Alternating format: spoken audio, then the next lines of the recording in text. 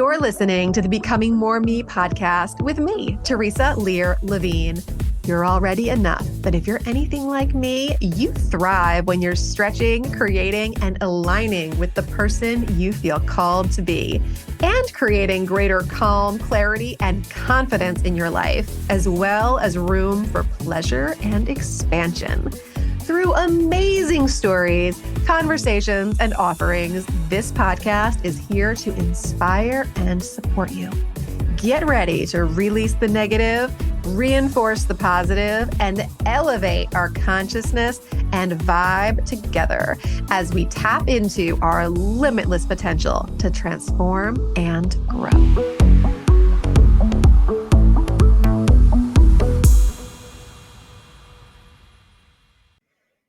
Hey, everybody. It's just me today, and I want to spend a little time updating you on how things are going with the book and just other things that are kind of going through my head that are inspiring me, that are presenting themselves to be unblocked, loved, cared for, released, and so much more.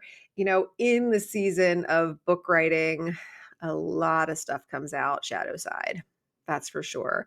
I expected it, but I don't know that I expected the ways or the triggers or the presentation of it all. And I don't really know if we ever really can. If we had ourselves that figured out, then we probably, things would be different.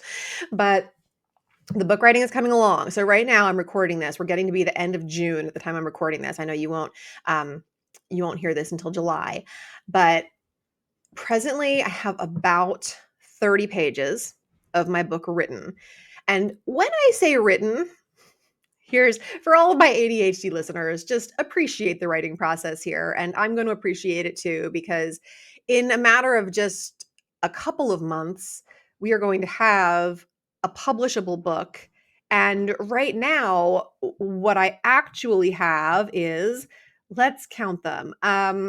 What I actually have right now is I got to pull up my tab that I have all of my book writing stuff on currently. Let's see. Okay. We have 1, 2, 3, 4, 5, 6, 7, 8, 9, 10, 11, 12, 13, 14, 15 tabs that represent potential chapters. And then an additional about 9 tabs that are, research tabs and spreadsheets and outline tabs and transcription tabs and all sorts of other things. Okay. So that's just one of my windows on my computer. I try to keep stuff that's just for writing in one place so that there's not the distractions of other business things going on or podcasting things going on or personal things or whatever else is under my other tabs. So a lot of tabs open trying to make this happen. I originally started with one Google Doc that had everything on it, but trying to scan through and figure out where to drop things or continue telling stories or it was bothering me that I felt like with one Google Doc, everything needed to be in order as I wrote it. And with the separate documents that represent potential different chapters, I don't feel like the one that's all the way to the left needs to be number 1 and the one that's all the way to the right needs to be the end. I feel like it's okay that they're out of order because I realize that I can put them into whatever order I want, and that's freeing up bandwidth in my head to get creative and to play around with the placement of things. So this is how my creative process is working. And I do have an outline that I'm, working from. And also I have this amazing creative brain that just keeps bringing new, different ideas, angles, perspectives to the table. So it's really just a matter of what do we keep? What do we get rid of? And at the place of only having, 30 pages where, I would love close to 200. I know that, 100 to 150 would be just absolutely fabulous, but we'll see where it ends up. I really have no idea. Sometimes writing a few pages feels so simple and happens really quickly. Sometimes it can take me a day to write 2 pages, and other days 7 to 10 flow out. So we're working on a bit of a timeline here, and There's some flexibility. Obviously, it's my book and I'm going to choose when it's done and when it's going to get released, but I also am working with somebody in order to keep me accountable to that, because anybody who's ever enjoyed being perfectionistic about something knows that if we wait until something is perfect, we will never, ever, ever put it out into the world. And that is not what I want. I've already sat on these thoughts, these feelings, these ideas, these concepts for 3+ years. So, even if I'm to put the first book out and it sinks, like I'd rather get it out, rip the Band-Aid off, understand the process, and be able to repeat it and do it better.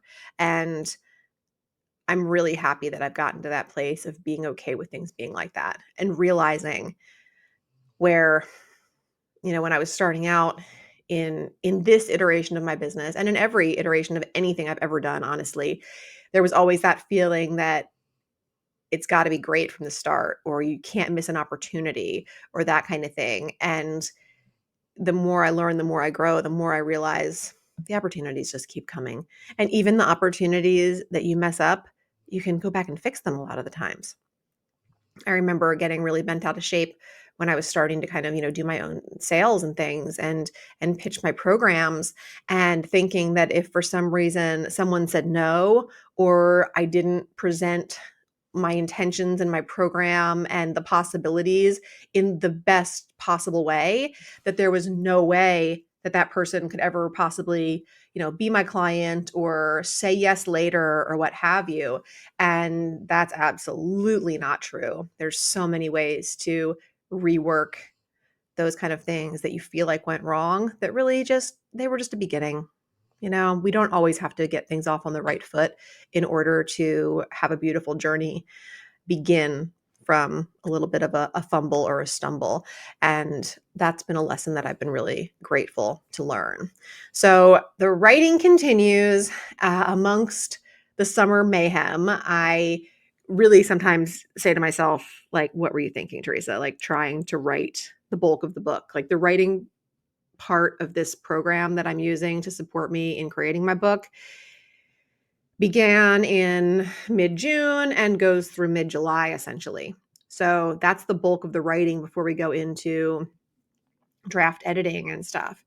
And that's summertime with 4 kids at home. They are thankfully at camp this week, but I didn't schedule camp for them every week. I really, really, really do not like overscheduling children.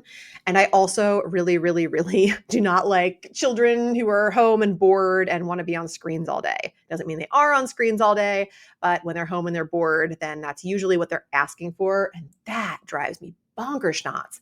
So yeah, trying to go for that happy balance, and also vacations, and we took a vacation for the better part of a week to Florida during this 5 weeks of writing the first draft. And that was not really like amazing time for writing. I think I might have gotten a page or two done on the airplane. That might even be exaggerated, but it was good time for thinking, and it was good time for processing. And it was an amazing vacation. So I'm glad we took it. We got to go see my husband's grandfather. He's 97, still in really good health for 97. And we got to go out to a couple of, dinners, meals with him. He lives in Fort Lauderdale area. So we got to see my husband's uncle. And then in addition to having some amazing family time and being able to get caught up there, we also hopped in the car and we flew down to Florida, but then we got a rental and we drove from Miami to Key West, which is a drive I just think is really fabulous. My kids had never been on it. So I think the last time that I went down to the Keys, my oldest was just a few years old, and I don't think he went. So none of my kids had been there.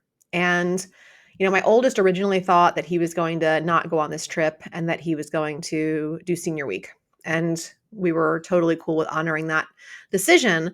It was kind of a scheduling faux pas that we scheduled the Florida trip at the same time, but we all kind of recognized what was going on, and we were just going to go our separate ways and realize that, honestly, he's 18, more and more of this kind of thing is going to happen, for better or worse. It's just part of growing up. It's the best case scenario that your kids grow up, they start doing their own things, having their own lives, and it's beautiful. And this is also kind of the first real life tastes of it that we're getting.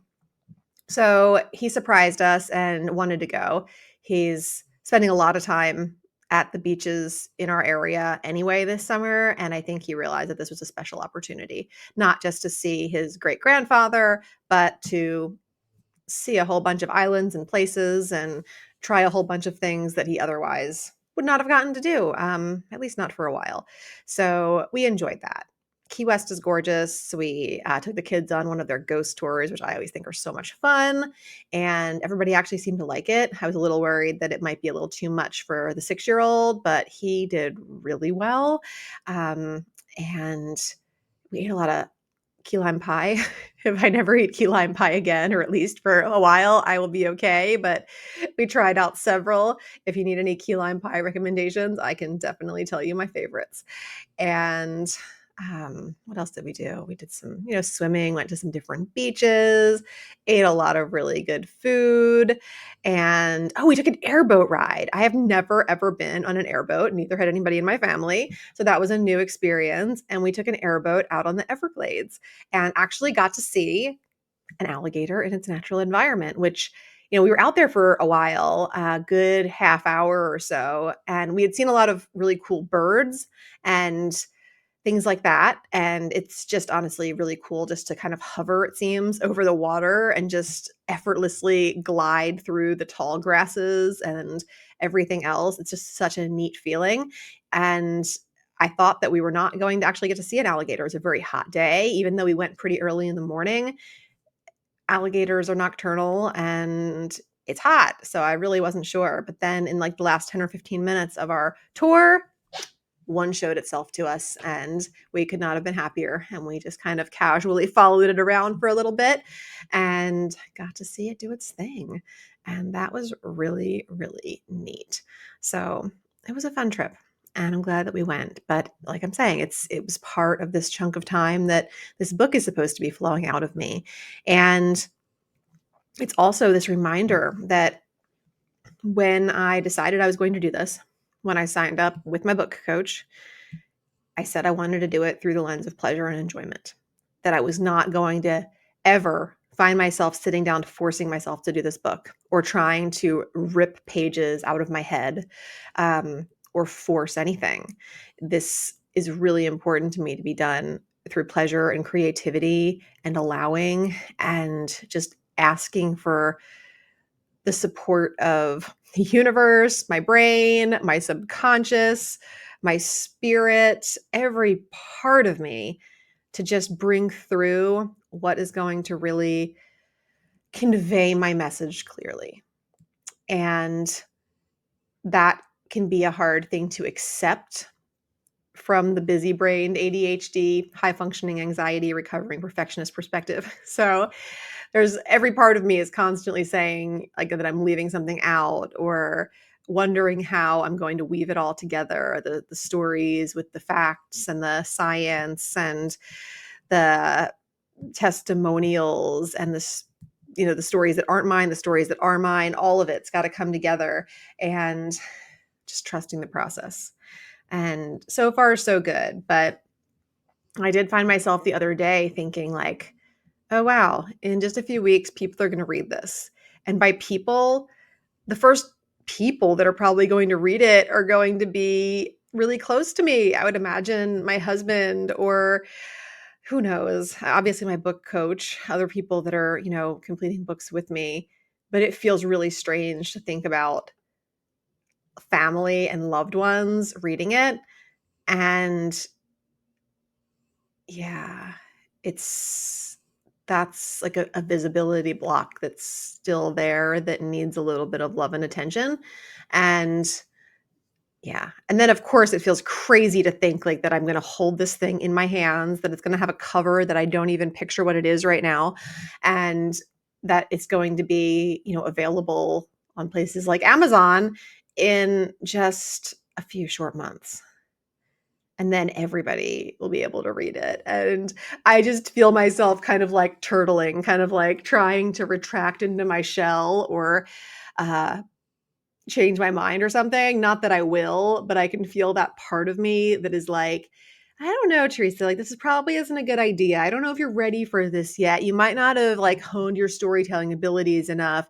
I don't know if you should actually publish this. Maybe you should wait. Maybe you should work on it a while longer. It might not be good enough if we just try to publish it in a few more weeks. And there's all those little voices happening. And then I just have to flip the switch and remind myself it's exactly why I'm writing the freaking book. All of these times when before I had the education and understanding that I did about the subconscious mind and the nervous system, those voices would shut me down. Those voices would prevent moving forward. Those voices would prevent things from even ever starting a lot of the time, and definitely from getting finished. And now that I have that, I know that I can trust myself. I know that that decision that I made this spring to make this happen will be seen through to the end, and that I won't get in my own way, even if I try to along the way. And I think that's something that people overlook when we're talking about healing, when we're talking about regulating, when we're talking about overcoming things, getting unblocked, feeling differently, processing things, showing up in a new way. It's not that we just stop doing the behavior or that we never show up in the way that we don't want to again. It's that we're able to catch ourselves when we do, and we're able to pivot. That subconscious stuff that's wired in is pretty tough. And yeah, we can overcome and improve a lot of it with things like hypnotherapy. And also, sometimes, even in the best case scenario, we're still going to find ourselves in that pattern again, but catching ourselves. And if that's the best that we can expect, I think it's pretty awesome, actually. It's that elevated consciousness that I always talk about where, hey, I might not have even recognized that I was coming up against these visibility blocks, or that I was trying to procrastinate, or trying to get into my own way, or trying to self-sabotage 10 years ago. I can tell you I wouldn't have. I might have known something wasn't right. I might have known I was capable of more and I wasn't doing it. I might have known I was frustrated, but I would not have understood the way through or what the block was. I wouldn't have understood the programming that I had that brought me to the place of being blocked. I wouldn't have understood the underlying stories, the limiting beliefs, or even where they came from. I would just know that, unlike other people that I saw finishing things, completing things, going after things, it wasn't working quite that way for me. And that would leave me feeling defeated and less than and not good enough. Versus now, I might know very well that this first book, if I happen to write others down the line, will probably not be the epitome of my best work. But does that mean it's not worth publishing? Hell no. It's part of the process. Because what if my third or my fourth book is freaking amazing? I couldn't have written it on its own without the process, the work, and the learning that would have happened from books 1 and 2. So I'm leaning into it. And I really do hope that you all feel that it is worth getting a copy of and worth reading, and that you do really enjoy it, because I am putting a lot into it and I tend to underestimate the value of what I create often. So um, such is life. But I am enjoying the creative process of it. And I love that during this time of writing, there are a lot of creative and inspiring things happening, like the trip to Florida, like my husband took me to see Ed Sheeran last weekend. That was a birthday / Mother's Day gift wish list item that I just kind of threw out there a few months ago, when I just happened to be, I was just listening to his music one day and it hit me. I'm like, it makes me happy and feel good when I listen to this. And this again was kind of in my whole, like, as I look through everything in the lens of pleasure, I'm like, I'm really finding some pleasure in listening to this. It would be really fun to see this concert.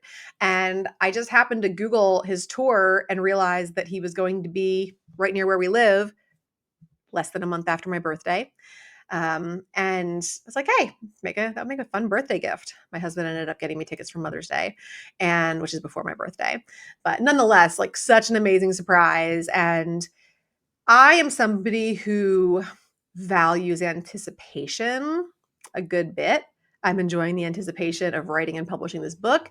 I enjoyed the anticipation of leading up to that show. It was such a fun time to like get to know the music better. I was definitely not like a number one fan, but I had so much fun, like listening to all the albums and singing along and learning even more songs that I liked, and watching the Disney documentary that Ed Sheeran just put out last month, and just like geeking out on it all and getting excited. And, my husband, it wouldn't have been his concert of choice, but we had a really, really good time together. And he watched the documentary with me and everything. Like it was just kind of um, a fun thing to do for the two of us, even if it wouldn't have been what he would have picked. He leaned into it and we had a really good time. So that kind of stuff inspires my creativity. I said this last summer because last summer was the first time that we went to live music since the pandemic.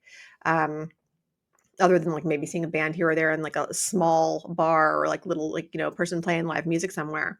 And I remember when we went to the concert last summer, which was a Bare Naked Ladies show, thinking, oh, I've been missing this so much. It was like lotion sinking into dry skin, or an amazing glass of ice water after a long walk where you're parched. It all just sunk right in. I was so unbelievably thirsty for it without even realizing it. And it lit me up for weeks after that show. And I was like, shit, like I've been missing this so much and I didn't even realize it. And so, yeah. And it reminded me so much of how in my work that I do now with hypnotherapy, with emotional freedom techniques, with creating other guided things, I'm using those same creative muscles and inklings that I used to use as a middle schooler and high schooler, when I was in my little band that I was in back there, even as a grade schooler, when I used to just write lyrics and sing them into my boombox and just record the song, like the melody and me singing it. I didn't have any instruments or any backup. I would just write lyrics and create tunes and record them on my boombox. And I do have recordings of all of those still. That's nuts. But I've always liked writing. I've always enjoyed poetry and rhyming and rhythm and all of that. And when I see a concert and I get to kind of absorb all that creativity, I realize how much I put that kind of creative spirit into the work that I do with my clients, into the tapping rounds that I create with podcast hosts that go into the private sessions resource that I hope you already all have by now. But if you don't, seriously, go to theprivatesessions.com and load up that resource now. At the end of June, there's over 50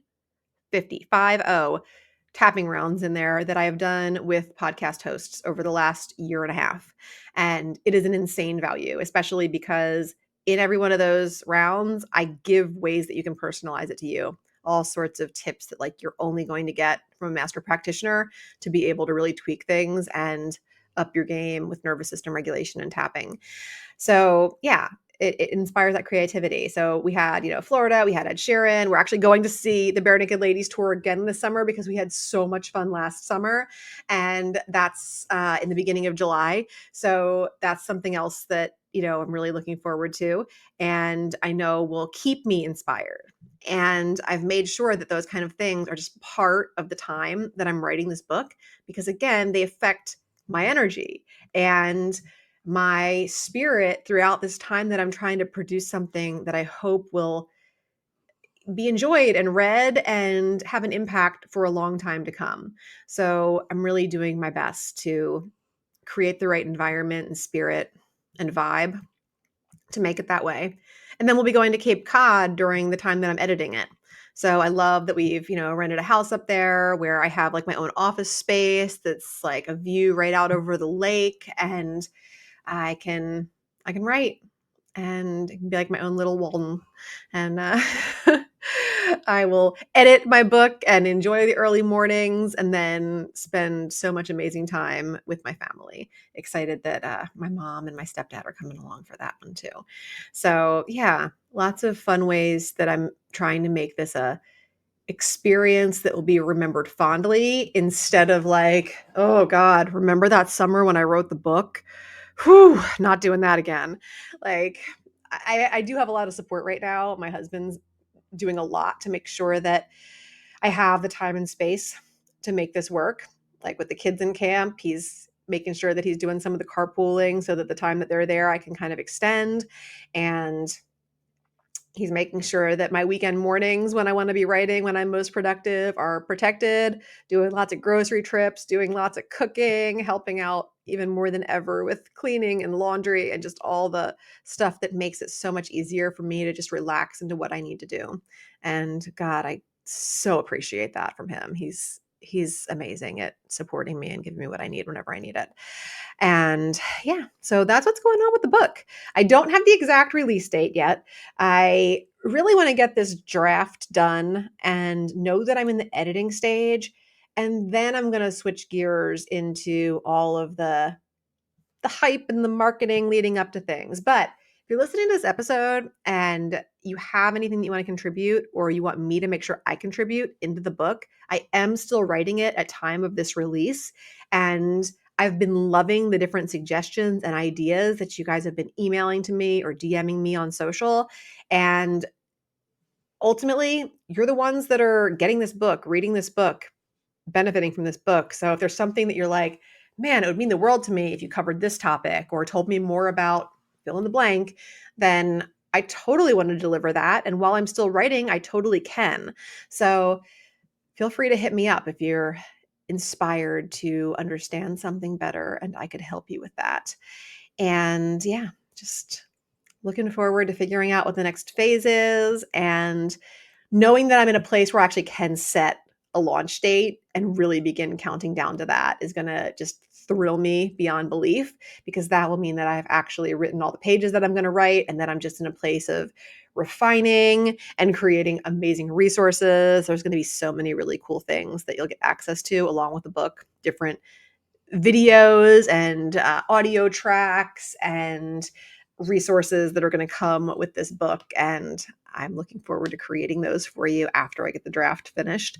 So there's a lot that goes into this. There's a lot of facets, and I want to have fun with it, and I want to make it amazing for all of you who I so appreciate. Even before you've done a thing, I appreciate your support. Publishing a book for the first time is daunting, and the more of you who I know are going to come out on launch day and grab a copy, it just, man, that lights me up.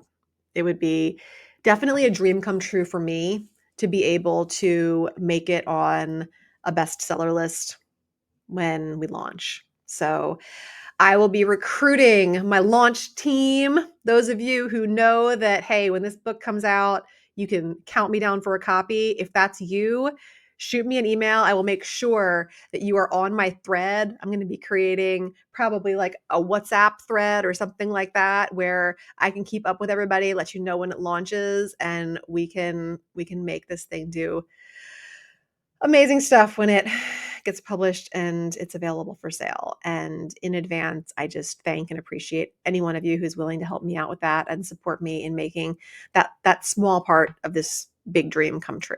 So thanks in advance. Thanks for listening today. And I will update you more in a few more weeks, let you know how things are coming along. And for any and all of you who are also in the process of writing a first book, a fifth book, script for something, whatever part of the writing process you're in for whatever reason, I wish you the best of luck and the ability to stay open, stay unblocked, meet yourself where you are, give yourself grace, and do it with pleasure and joy.